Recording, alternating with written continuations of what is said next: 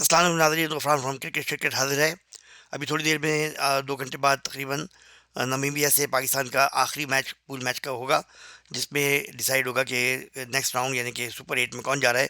पाकिस्तान के बहुत चांसेस हैं, अगर पाकिस्तान ड्रॉ भी कर लेता है, अगर मतलब ये कि अगर बारिश हो जाती है और ड्रॉ हो जाता है मैच और पाकिस्तान को 1 पॉइंट मिल जाता है, तो उनके यूएसए से ज़्यादा हो जाएंगे पॉइंट्स। उनके 4 हैं यूएसए के, उन्होंने सारे मैचेस खेले हैं और 4 पॉइंट्स हैं उनके, और पाकिस्तान के 5 हो जाएंगे। अगर पाकिस्तान हार जाता है मैच तो उनको बेटर रन रेट करना पड़ेगा यूएसए के मुकाबले में। जैसे यूएसए का नेट रन रेट इस वक्त जो है वो पॉजिटिव में है 0.788, और पाकिस्तान को जो है -0.403 है।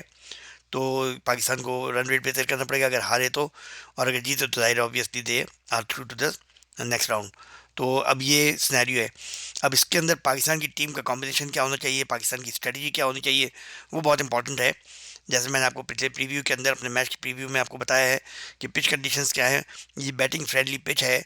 यहाँ पे अभी आयरलैंड ने 200 समथिंग 235 स्कोर किया है वर्सेस ओमान, और इसमें जो है वो ब्लैक सॉइल की पिच है, तो बैट्समैन फ्रेंडली है, और ग्राउंड भी शॉर्ट है, जैसे बाउंड्रीज शॉर्ट है यहाँ पे। तो अच्छे हाई स्कोरिंग मैच की तवक्को है, लेकिन बारिश की भी इम्कान है, तो ओवरकास्ट कंडीशन होगी, बॉल सीम करेगी। ये पिच जो है वो ये सीमर्स को वो फेवर करती है, और इसमें स्पिनर्स को इतनी ज़्यादा मदद नहीं मिलती। तो इसलिए हमें बहुत ज़्यादा स्पिन पे नहीं रिलाई करना चाहिए। हमें दो या तीन तीन फास्ट बॉलर खिलाने चाहिए इसके अंदर। तो वो कौन से हैं, वो कॉम्बिनेशन भी हमने देखा था। अब सवाल ये है कि पिछले मैच में जो हमने टीम खिलाई थी उसमें से किसको ड्रॉप करने के चांसेस हैं। फ़खर जमान को डेफिनेटली उस मैच में भी होना चाहिए था और इसमें भी होना चाहिए। वो एक बैट्समैन है जो कि मैच का पासा बहुत जल्दी पलट सकते हैं। और आपको पता ही है हमारी टीम जो है इस वक्त जो जिस सिचुएशन से गुजर रही है, उसमें कोई भी ऐसा बैट्समैन नहीं है जिसको हम कह सकते हैं ये मैच विनर है या वो जितवा सकता है मैच, या फॉर्म में है। साहबजादा फरहान थोड़ा बहुत कर रहे थे, लेकिन उनका भी थोड़ा सा लास्ट टाइम आपने देखा था थोड़ा सा कॉन्फिडेंस शेकिन था। साइम अयूब नहीं चल पा रहे हैं। सलमान आगा जो है वो इतना ज़्यादा बड़ा स्कोर करने में कामयाब नहीं हो रहे हैं। नीचे के लोअर ऑर्डर में फ़हीम अशरफ, नवाज़, शादाब, कोई भी इतना कोई कंट्रीब्यूशन नहीं कर पा रहे खातिर ख्वाह कि उसको कहें कि भाई हमारे पास एक फॉर्मिडेबल बैटिंग लाइनअप है। तो अब बाबर का आज़म का ये है कि बाबर आज़म के बारे में कह रहे हैं कि शायद उनको ड्रॉप कर दें। उन्होंने अभी नेट प्रैक्टिस भी की, जिसमें रिजल्ट ये आया कि उन्होंने जो है वो अबरार ने और नसीम शाह ने उनको काफ़ी प्रॉब्लम्स पेश की बॉलिंग के अंदर, और वो थोड़ा सा ज़्यादा वो उस तरह के शॉट नहीं खेल पाए जैसे वो चाहते हैं। तो अभी ज़ाहिर है वो पता नहीं क्यों उनको इतनी प्रैक्टिस की कमी है।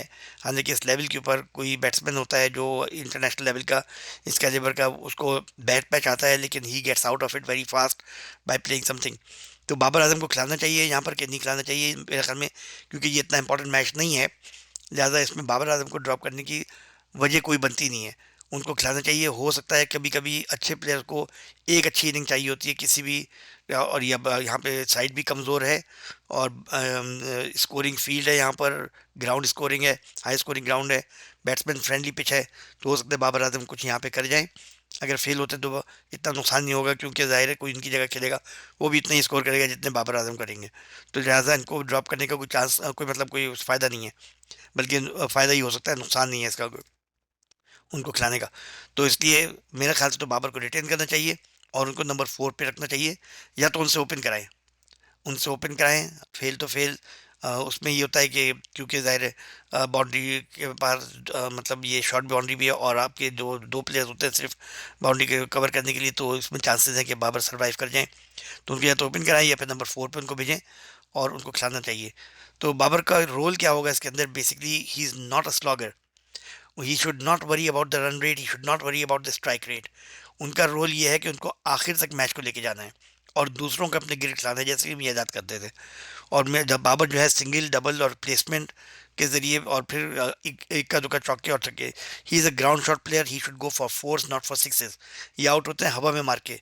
आपने देखा होगा Babar always tries to slog, and that's why his downfall comes up.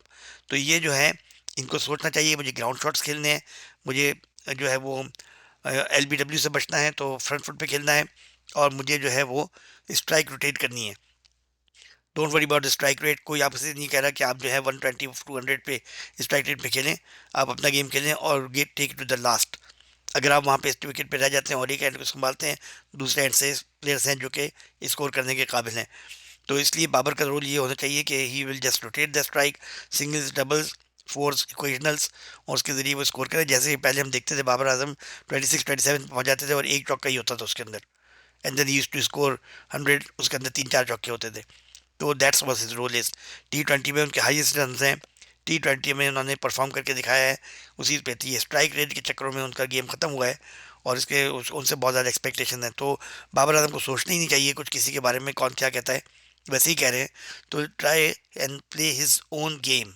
उनका ओन गेम जो है वो यही है, प्लेसमेंट, सिंगल्स, डबल्स, और फिर उसके बाद आप जो है वो ग्राउंड शॉट पे, फोर्स पे ज़्यादा कॉन्सेंट्रेट के बने, सिक्स के। तो आई होप कि Babar Azam plays and he gets his form back. अगर वो फॉर्म में वापस आ जाते हैं तो it be a very great asset for Pakistan for the super 8। उसमें पाकिस्तान के लिए बहुत ज़रूरी है कि एक बंदा ऐसा हो जो कि मिडिल ओवर्स के अंदर पाकिस्तान को लेके चले, with rotating the strike and good strike rate के ऊपर वो खेल के पाकिस्तान को एंड तक लेके जाए और एक एंड को संभालें।